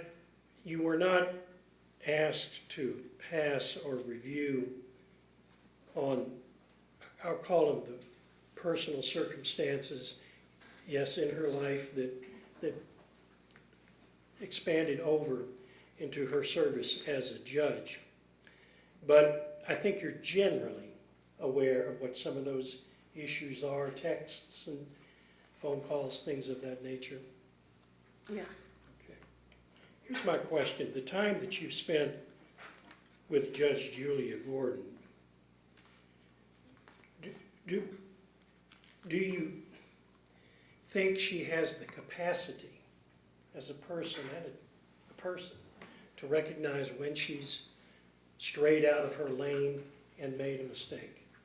Yes, and I think one example I would give would be the issue of her visitation with her son when he was in jail, that there was an accommodation made so that she could go at hours other than standard visit, which I think would probably be offered to any judge anywhere. You don't want us in with the general population and families from whom we've removed kids or we've put people in jail. My sheriff would have gone nuts if I had wanted to do something like that. And apparently some perceived that as favoritism to a judge when I see it as a basic security issue. But when she realized that that was causing problems of perception, what she did was to choose not to go visit her son in jail, which I consider a huge sacrifice for herself and her son. And I recognize that we give up some of our freedoms when we go on the bench. We don't have associations, we don't do things that we enjoyed being able to do when we were attorneys. We have to conduct ourselves with a bit of aloofness from situations. She cut off contact that son probably needed. And certainly as a mother, she would have wanted to be able to confirm for herself if he was doing okay, especially knowing that he had significant mental health needs. I think somebody willing to go to that extreme shows that if she understands it, she will do it. She'll do what's right. I think you understand generally that she has an adoptive son that has been in and out of treatment centers, incarceration for drug and mental health issues in general terms. I think you Yes. understand that. Would you be willing to counsel and mentor her on the pitfalls or the perceived impropriety of her getting too far into the boys' criminal problems? Heaven forbid they continue to occur, but quite frankly, there's probably a likelihood they might. Yes, and I would say that I've done this sort of thing over the years. As I got new judges, part of what I did was sit down with them and talk about things that might or might not be appropriate for them to do. And periodically, some of them would do things that people would come to me as chief judge saying, this is going on. And I would talk with them, I would meet with them. I'd sometimes point out the ethical provisions that they needed to be following. I'll just give a really simple, most recent example in the last few years. The whole idea of Facebooking and friending people and posting all sorts of things has created a lot of problems for judges individually and has created a huge furor nationally. So I've pulled judges aside and said, you can't put that on your Facebook. I did not have Facebook while I was a judge because I didn't want to invite any of those issues. But so that's just to say I've done that a fair amount over the years. And you'd be willing to go forward with Judge Gordon? Yes. And I was always open if somebody wanted to come tell me that maybe I needed to do things differently. So it's not that I'm saying that I always have the right answer, but I have a little more experience and a little more training in some of these areas. So to the extent that I can help, I would gladly do that. May I have one moment, please? Yes, sir. Mr. Rick?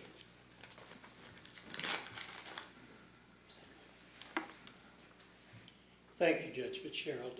Pass the witness, Mr. Rick. Thank you, Mr. Westbury. Mr. Mando, Mr. Hill? I can.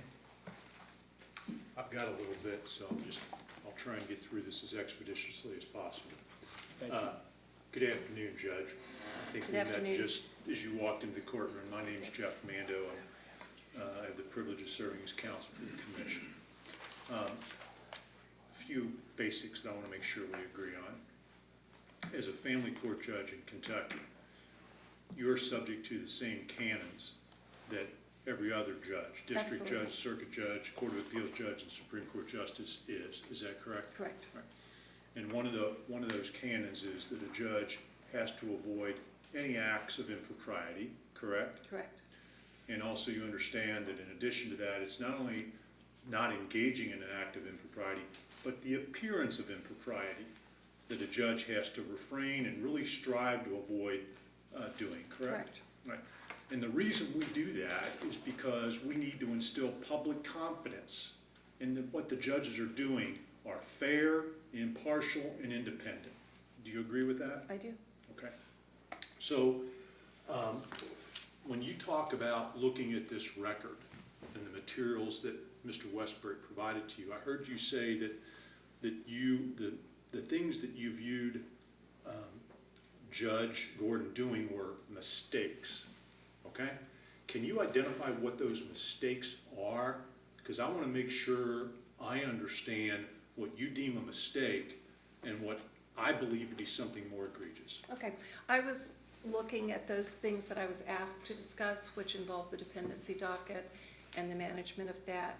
And so, for example, threatening to hold workers in contempt for not filing a report on time, issuing an order, if you don't do it, you're automatically going to be held in contempt. I would consider that a mistake, which was corrected. That's the sort of thing I was talking about. And you're not classifying as a mistake, hypothetically, if this body finds that Judge Gordon was actively involved in her son's criminal cases by communicating regularly with the prosecutor, by communicating regularly with the defense counsel. You're not saying that's a mistake.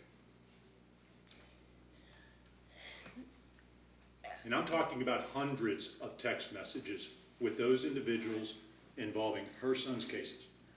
I would say I would look at the circumstances, I would look at the nature of them and whether she was holding herself in a position of authority when she did that. Correct, and she has to be in doing that because you said it yourself.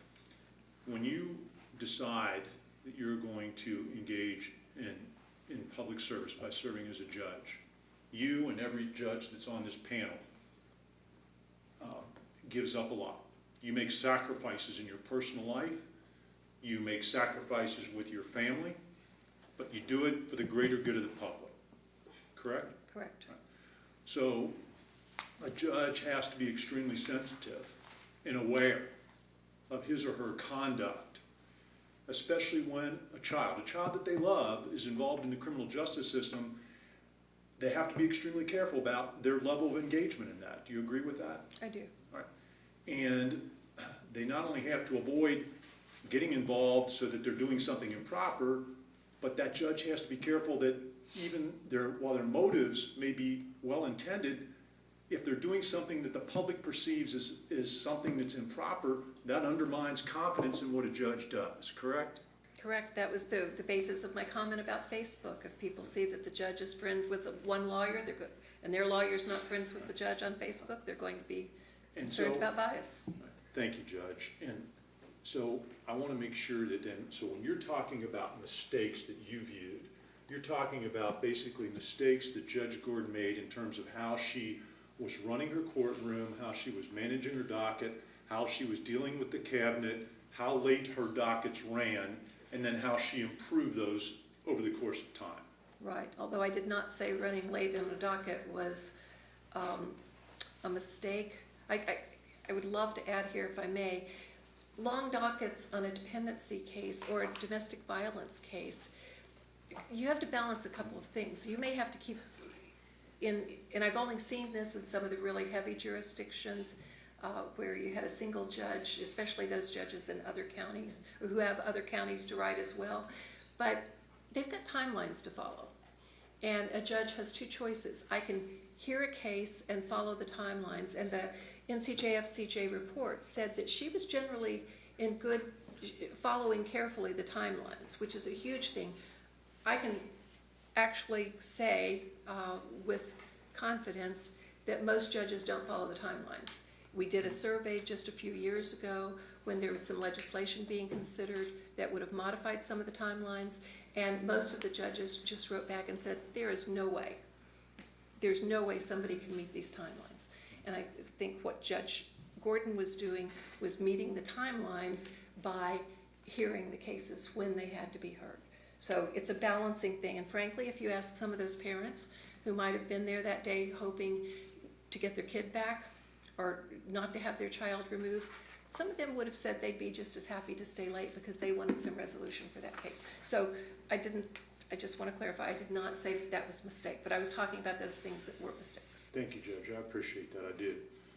In part of the materials that you were provided, did you review the March 6, 2020 video hearing in the case of Commonwealth versus Dalton Gordon? I did not. It was conducted by Judge Burlew. And again, I did not, I was not asked to comment on the criminal cases, and I did not. And you've not reviewed the hundreds of text messages that Judge Gordon exchanged with the county attorney who was prosecuting that case? I have not. And you've not reviewed the hundreds of text messages between Judge Gordon and the criminal defense attorney who was defending her son? I have not. Can I ask you a hypothetical? Sure. Right. Let's assume while you were serving as family court judge in Jefferson County, one of your children was arrested and charged with a crime. That child of yours hired an attorney who regularly practiced before you, perhaps on as one of your GL attorneys.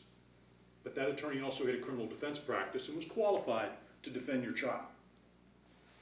Then, while that attorney, who's on your GAL panel, who's representing your child, then appears before you on a case, representing a party before you,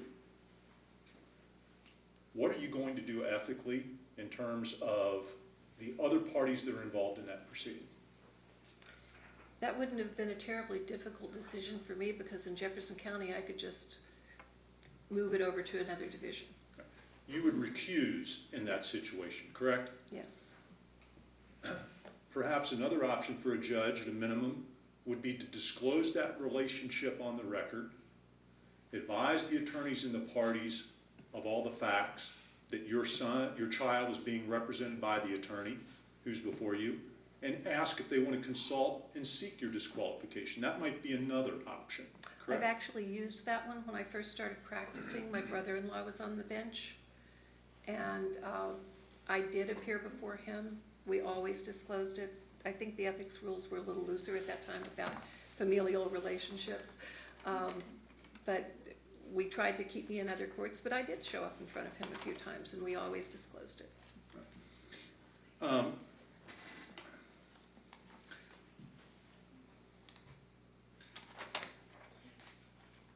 want to talk a little bit about just a few questions about the setting of hearings, the show cause hearings, and things of that nature, okay? I think Mr. Westbury asked you about setting show cause hearings early in the morning, perhaps as early as 7 a.m. Obviously, would you agree with me, it's within the judge's discretion to set that hearing based upon their case management and their schedule. I would. However, it's also incumbent upon a judge to be careful to make sure that they're not setting a hearing at 7 a.m. merely as a means to intimidate another party or to retaliate against a party before the court. Would you agree with that? Yes. Related to that, I'm assuming as a family court judge, with your extensive experience, there may have been an occasion or two where an attorney or a party may not have liked your ruling. Once or twice. Yeah, once or twice. And you recognize that, and I'm assuming it's happened, that when that a party or attorney didn't accept your ruling or like it, they might file a motion to alter, amend, or vacate, correct? Mm-hmm. And they have every right to do that. You agree with me? I do. All right. And a judge, in terms of dealing with that motion, they may think it's wrong, or they may think that the motion does not, there's not grounds for it. But the one thing a judge can't do is retaliate against that party simply by filing the motion, correct? Simply for filing the motion, correct. Yeah. And generally, in your practice, setting motions, in your practice, and again, recognize that every court's a little bit different. Everyone has different volume, different attorneys, but generally judges aren't setting motions to alter, amend, or vacate at 6:30 in the morning. Would you agree with that? Yes. And a party who received notice that a judge set a motion to alter, amend, or vacate at 6:30 in the morning might perceive that as a retaliatory measure by the judge. Yes. I would add that people read things into what we do all the time. Mm-hmm. They look at whether we raise an eyebrow as grounds of the judge is mad at me.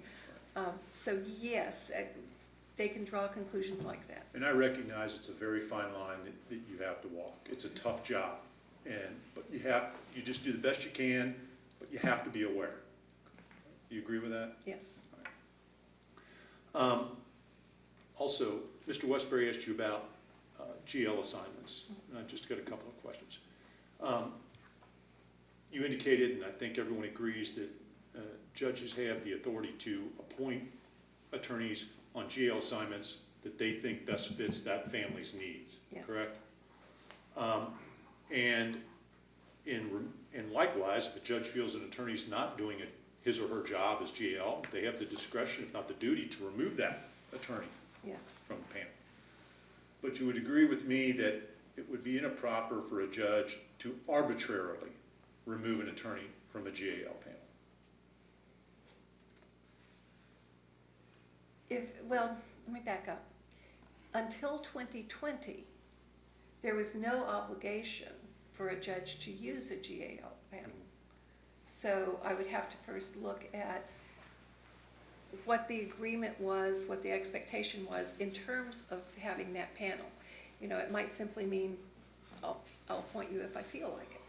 So I've known people who have been on panels that did not get selected. So if a judge didn't think someone was doing a good job, I don't think they have any, but you're saying arbitrarily so that was not an issue? Right. And happens all the time. It's happened over the course of the last 3 days. I probably improperly worded that question, okay? Let me rephrase it. And let's use it in terms of what you and Mr. Westberg were talking about, best practices, okay? If a family court judge has an issue with an attorney that's serving as a GAL, would best practices be to contact the attorney, have a conversation, and express what those concerns are before removing them from the panel? That's not a best practices standard in the context that we were talking about. I think it's the polite thing to do, but I don't think there's any requirement that a judge must do that. I've known judges who just cut people for a variety of reasons. It's harsh, but some people have done it over the years, and I don't know of any obligation that they have to say to the attorney, this is what's going on, let's try to fix it. It's strictly the judge's discretion to do it. They have no right of expectation unless it's something that's been set out by local practice, if there's something that would give them that. And I don't know how the rotating list came about in Owensboro. I don't know what the expectations were there. Let me switch gears to the drug test. I think you told Mr. Westbury that it was your opinion that it was acceptable for Judge Gordon's staff to administer drug tests to the folks that were before her as long as they were trained. I do not believe I said that. Okay, then. I think I said it is common for judges to do that, and I was aware that they were trained. Okay. Is the better practice to have those drug tests administered by a third-party vendor? The better practice would be to do that. I know some judges have resorted to doing otherwise because the drug screens aren't always, by other groups, aren't always available. They aren't always affordable.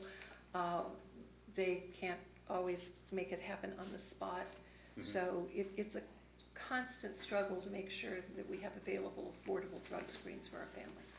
And I recognize that I think what we're talking about, just so we're all clear, this practice that I'm concerned about with the drug test in Gordon's courtroom occurred early in her tenure. I think it was remedied. Correct. Okay.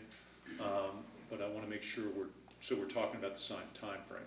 But you agree that when you're having your staff administer the drug test, that creates a problem if there's some challenge to that drug test and a staff member has to be called to testify before the judge. Yes, I think it is problematic for a court to do that, but again, that would be something I would put in the mistake category. She worked with AOC on doing it. AOC did the training, and apparently no one said to her, this is not a good idea. So I think it was perhaps one of those things I was talking about when I said sometimes judges may make a mistake because they're trying to do the right thing. And I think it was a matter of judgment in terms of them adducing the evidence. But she learned from it and she stopped doing it. So do we say that we won't say it wasn't a problem at one point, but we'll say she moved on? May I have 1 second, please, Mr. Chairman? Yes, sir.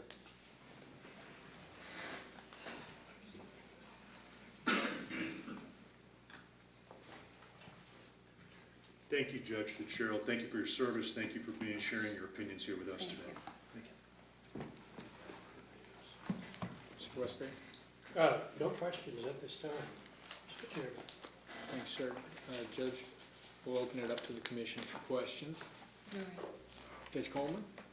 Judge Fitzpatrick, it was good to see you. It's good to see you, Judge. No questions, Mr. Chairman. Thank you, sir. Same thing. Judge Good to Perry? see you, Judge. No questions. Judge, we haven't met, but I'm highly impressed with all that you've done, and thank you for all of that. Thank you for your attendance here today. And Thank you. caring as much as you obviously do, we need as many judges with that attitude, and the fact that you vouch for Judge Gordon means a lot. But at the same time, and I do have a question too. Oh, shucks. Sorry. But, you know, the compartmentalization that I would kind of build on what Mr. Mando was asking you a little bit. Mistakes that are made, I mean, I have a job because trial judges make mistakes. The Supreme Court has a job because I make mistakes. So that system is there to take care of legal mistakes that we make. And then, but I also can understand that there's a category of mistakes that can be made that aren't that kind. And one of those categories is violations of the canon. So with that in mind, here's a more practical or more factual-based question. What was wrong with the pre-2020 ways of appointing GALs, if you have a thought about it? It depends on who you asked. I should say that the issue of who should be appointed and how they should be appointed goes back to before my days on the bench. And as I indicated, we started doing designated appointments in '85. One of my first meetings with Justice Stevens, the then Supreme Court Justice, Chief Justice, involved that very practice. He thought it was inappropriate. He thought that it gave judges an opportunity to give plum appointments, I mean, a whopping $250 for the life of a case. He thought that it was inappropriate for us to single out specific people. So, and then there was an issue at one point in the way that attorneys were billing, and some of them were billing repeatedly as if you had a child who was in care for a long time.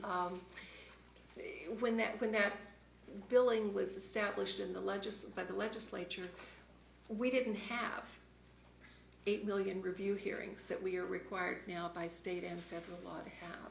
It wasn't best practices to bring a child into court for reviews. Basically, judges removed children, placed them with the cabinet, and then said, have a happy life. And they might or might not see that child again. Whereas now we see children at least every 6 months, and best practice would say more often. So the attorneys were billing for all of those things, and some of them had run up some large fees, and he thought that appeared improper. The fix at the time was to say, well, judges need to pay attention to this. They need not to keep billing, and we also worked out an agreement with finance that for some of the additional events that they could in fact submit another fee petition. So my understanding of what drove the recent revision was the same debate that we had with Justice Stevens way back when. Is it appropriate to limit this? Should it be made available to all the bar? And there were some problems in various places with what they considered excessive fees. So can I can I summarize your answer as being? Sorry, I was a bit wordy. No, I mean, hey, look, if you know my reputation for being wordy, there's no problem with me. But to summarize what you said, the reason that unlimited discretion was taken away from judges is because there was a fear that it could be abused. Exactly. Okay, so the abuse of it, you talked a lot about the authority and the powers and best practices, and even practices that may not be best but well intended, not intended to harm. Those kinds of things, you end up sometimes making mistakes. Right, and if I could go back just a moment, I think over the years, what I have heard more than judges abusing that appointment is attorneys abusing the billing process. Right. And the judges don't monitor what they sign. They just sign every fee affidavit that comes in front of them, especially if you have a bunch of GALs and parents' attorneys. You can get stacks of those. Right, and I'm sure sign. you're familiar with the audit that took place, and mostly in northern Kentucky, I think. Correct. And it concluded that there was that kind of abuse taking place. Exactly. And that's another reason that we changed it. So the abuse of the system, whether it's by the judge or the lawyers, was a way to rein this potential for abuse in. I don't know that it takes care of billing issues. Well, it probably doesn't. Because Yeah, I you're still think- gonna have a problem in a place like Louisville, or Northern Kentucky, or Lexington. Right. I mean, but I will tell you, I'm very biased. I think having designated appointments of people who are really committed to knowing what they're doing in that docket, because there's so much at stake for those folks, I prefer that method.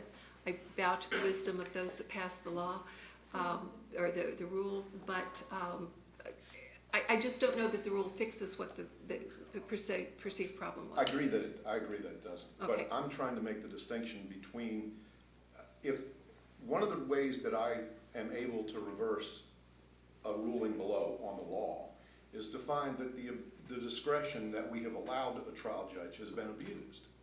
But this kind, if you abuse the discretion that you have in appointing a GAL, that's not an appealable issue to me.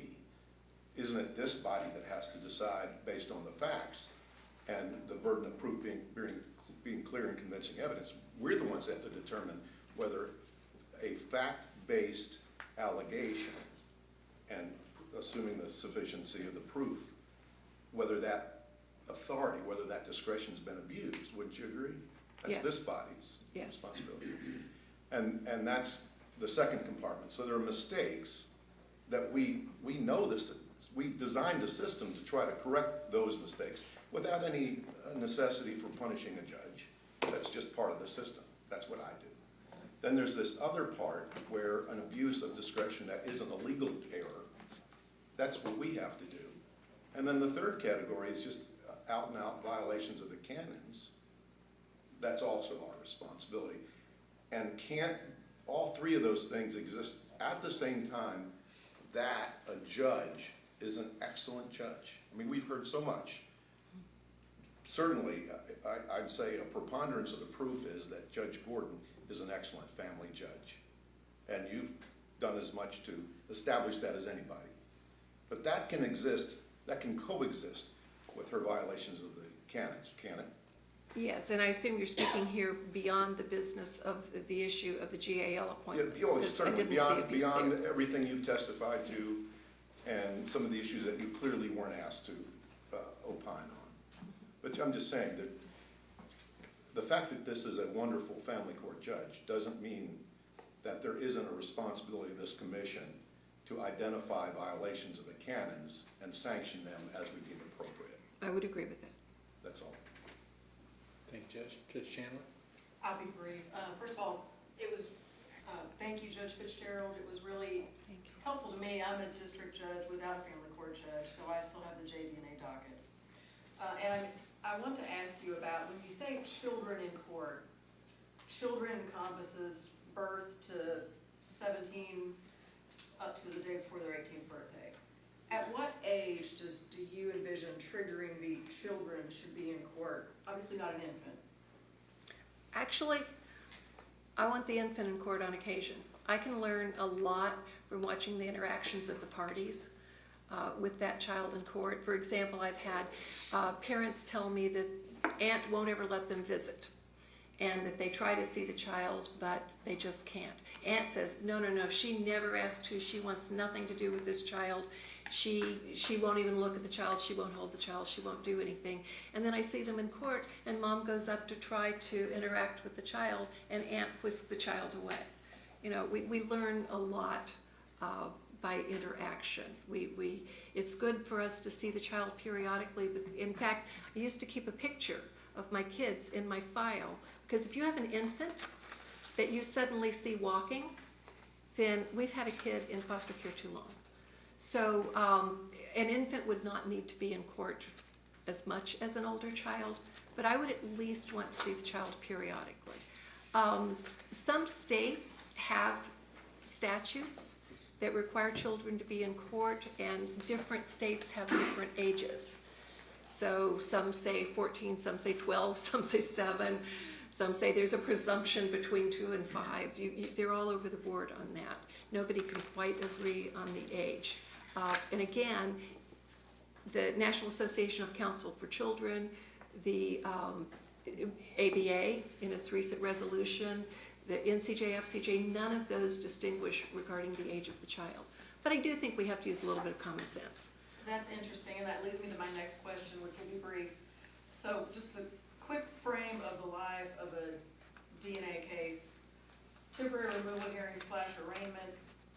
pretrial conference, an adjudication, a disposition, a review in 3 to 6 months, and then a goal change, permanent custody hearing 6 months to a year, depending on a variety of things. At how many of those should the child ideally be at? Some of the groups that have addressed it say that the child should be at any hearing at which decisions will be made. And that's especially true of the older children. If you're going to be making a decision about placement, we hear from children sometimes about services they're not getting. Nobody told them. I've had workers come in and tell me, we don't have a father listed because we don't know who a father is, or we have a father's name, but we have no idea where he is. And the child will pop up and say, but I see him every other weekend. That sort of thing is not uncommon. The kids often give us information that we don't get from anyone else. We should be getting it from other people. But sometimes the kids will tell us things that they don't tell other people. So again, no set guidance for us, but the general rule is, the concept is, we need to see every child at some point and periodically. And at the very, very least, children who are old enough to have a say in what they want to do need to be there. Because their biggest complaint about foster care is always, nobody talked to me, and it was my life you were deciding. And even the little kids want to know what's going on. I remember one time being in court, and the door opened, and my guardian ad litem says, Judge so-and-so would like to meet you. Open the door, and this little kid who was barely 5 years old, he looked just like the little boy in Jerry Maguire. He had this long flock of blonde hair in his face and these big glasses and a little round face, and he kind of waddled up to see me, and he looked at me really carefully for a long minute, and he said, so that's what you look like. And that was a big deal to him. He wanted to know two things. What did I look like, and did I like kids? And people had told him, but he wasn't satisfied till he met me. So I think we just don't give enough thought and credit sometimes to those kids and their involvement in these cases. So again, a minimum should be older children, and I'd say, well, I just like kids in court. But at a minimum for all the major hearings. So yes, the temporary removal hearing, yes, the trial, yes, the disposition, yes, any reviews that we do regarding them. Thank you, Judge. Thank you. I know that seems excessive, and it seems counterintuitive because we think it's bad for kids, but the truth is, that's not what the literature supports. Thank you, Judge. Judge Thomas? Good afternoon, Judge. Good afternoon. What's best practice for caseload in a DNA docket? I mean, how many cases should a judge be expected to handle? How many should a judge be able to handle? Be expected to handle within a best practice model? I mean, is it, because if you're gonna do all these and bring all the kids in and have all these hearings, you have to limit the number of cases a judge is able to handle. That's why you have multiple judges in multiple jurisdictions, right? Correct. Okay. So part of the problem, when I was a lowly district judge without a family court, part of the problem was, right, is that you don't have enough people to help you do this, and you still have to get through the dockets. I have all these other things to do, and this is just one of many things I have to get done, right, because I'm not a family court judge. Well, even if you're a family court judge, you have all those other things to do. Right. So does it make sense to you, as a judge, to have court from 8 o'clock in the morning till midnight on a regular basis? Or is that something that is a mistake that the judge repaired? My understanding is that did not happen on a regular basis. If I'm incorrect, then There's been testimony both ways. But there's certainly one indication that she held court until 1:20. She took a picture and posted it on her Facebook page. I understand that did happen on one occasion. And there's been testimony that happened a lot. Okay. Not that late, but later, right? And so that's my concern with having all these kids in court and all that kind of stuff. So you would agree with me that it's important to be able to handle those dockets in a timely fashion, not in that kind of marathon session, both for the judge's sake as well as the children. I absolutely agree. Okay. Again, the other side to that, which I think Judge Gordon was trying to deal with, was how do you deal with this in a timely fashion? And the simple truth is most judges don't in Kentucky because our timelines are so long. And meanwhile, you've got a child in a family's life entirely disrupted. So my hope would be that that would be NCJFCJ said it was better, and they did not observe dockets going that long. That doesn't mean it wasn't happening, but Right, the report seems to indicate that there were some complaints by some of the shareholders, or the shareholders, stakeholders, that, that cases took too long. You know, she didn't talk to him long enough, she talked to him too long. You've Right. got the standard thing that comes with stakeholders that you put together. So I think you get that conflicting issue, everybody has their own agenda that they think is important and do you know about the e-library that we have as part of our judicial education piece? And we've had it for a while? tell me what's on Our it. colleges are now on the cloud. I do know that. So, you know, so new judges, including the family court judges, have access to new judges' orientations when even they come in midterm. That they can, in fact, they're encouraged. I've chaired the education committee for a long time. And when we had new judges, we'd send them a bench book, we'd send them all the new judge material if we weren't going to be able to get them into the new judges college very quickly. So we gave all that material for that judge to have, to review, to help self-educate. So do you know if Judge Gordon took advantage of that e-library system and attempted to review any I of do those not. orientations?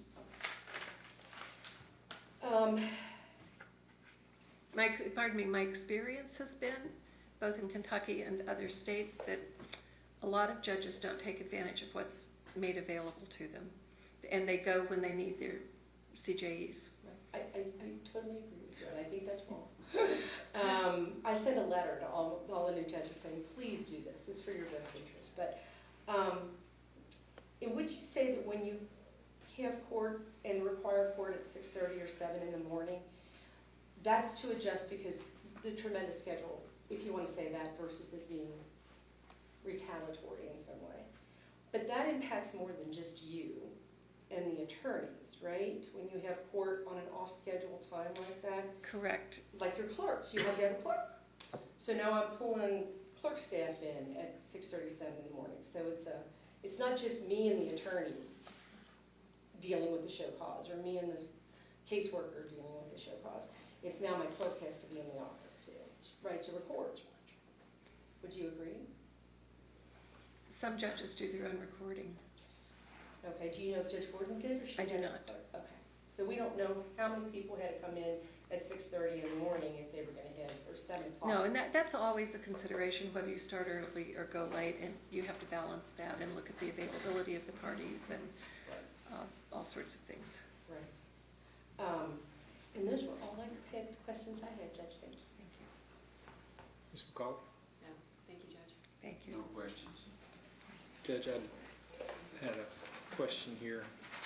For purposes of your testimony today, I was interested in focusing on whether you had been asked to review, consider, and provide an opinion about these issues that are found in counts 1 and 4 of the notice that focus on, we've got a judge who has an immediate family member with recurring legal issues, and that immediate family member engaged counsel who happens to practice on a regular basis in front of the judge. So you're following my loop here?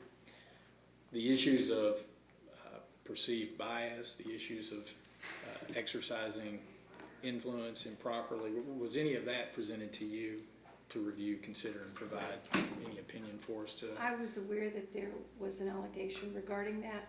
Pardon me, my understanding was that she did ask for a judicial ethics opinion, and then he got one from the Bar Association. So I think my impression was that they felt like it would be okay. Did anyone provide to you those actual opinions? I did not see that of the attorney, and I'm sorry, I don't recall if I saw the one I don't believe I did. Do you agree with me that the process, or maybe for lack of a better term, the protection that's provided by getting those opinions is limited to the facts that are actually presented? Yes. Okay, thank you, that's all. Anybody else have anything? Okay, counsel? No, sir. We're done. Okay, thank you. This witness released. Yes. Thank you, Judge. All right. Appreciate your time. Thank you all very much. Thank you, Judge.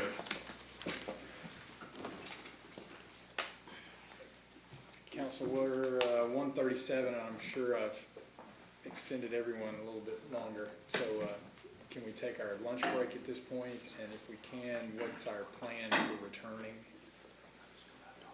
Do we have a plan? I have to talk with Mr. Westbury, see what he's got left. Is I it know there are okay? at least, there are Yeah. two. Okay for me to go ahead and Absolutely. release the commission, let them move on? Okay, thank you. And if council, you want to chat for a minute and then come see me, and we'll figure it out. Well, okay, Judge will be short in response to. So, commission, at least for now, let's plan on normal hour break for lunch. Andy, come with me, I'm ready to leave now. We've met a long time ago. Yes, sir. But a recall and a clause on a real tight-ish time-wise for the limited purpose of rebutting some of that GAL stuff that we heard yesterday. I'm sure the Judge Gordon will have questions that are straight. Carolina Campos Glover. Carolina Campos Glover, who am I forgetting? I'm not fine. I'm not fine. We've got the depositions, an hour and 15. I think it's a little more than that. I think it's gonna be closer to an hour and a half. I agree. Okay, so we're thinking we get, do you have Mr. Porter scheduled at any point? Yeah, he can't, he's outside right now, and So I have to see if he had it, but I don't know. Let's do this. Let's presume, let's see, it's 1:35, 2:30. And what about, we've got Gordon. Do you want to go with Mr. Porter first? yeah, to get him Me in too. today. Okay, so if you don't mind, can we try and see if he's gonna be able to actually be here and be ready to go at, Oh, say, he's here, he's outside 2:35? right now. Yeah, Is he but good to yeah, stay here? I want to ask, if it's a, So let's plan on Mr. Porter, 2:35, that gives everybody the hour to eat and relax, and then 2:35, and we'll go from there. I'm going to lean on it. Okay. I'm not going to hold him if he's really got something that is, so important. I just, if it's not gonna be him, then let's just, if you wanna get Ms. Campos Glover in here, if that's, can Yeah, be out of the sequence. Yes, Okay, so we'll just do 2:35 and yeah. be good to go. Okay, great. We can go off the record now since we've got our plan. Thank you.